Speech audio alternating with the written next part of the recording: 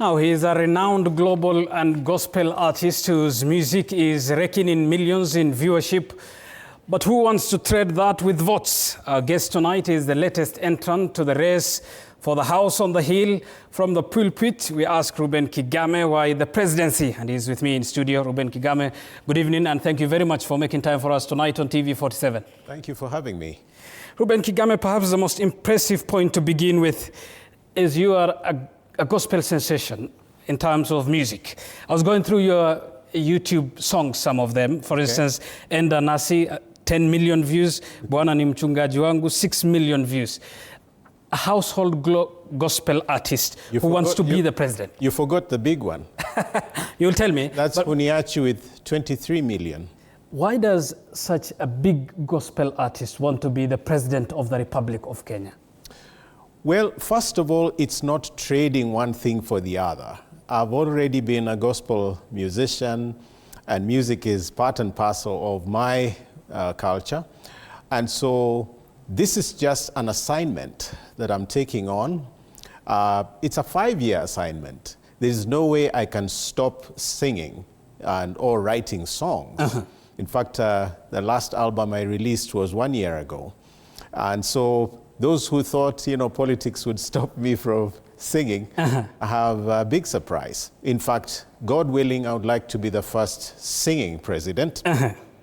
I think, without gainsaying it, Kenya needs hope, and a lot of my songs are about hope.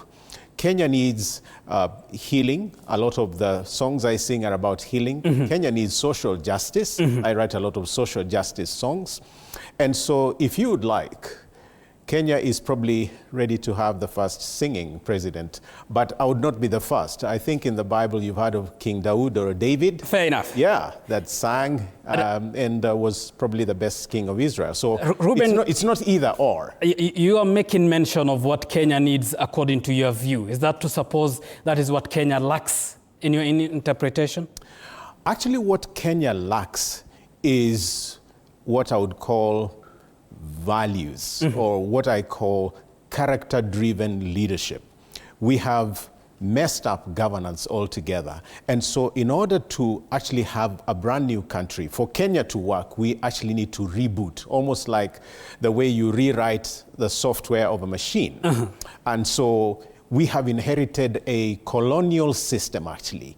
Right from the first Kenyatta to Ruto, we inherited a system that is based on European ideals, philosophies, values, everything, while trying to be our own identity, our own selves.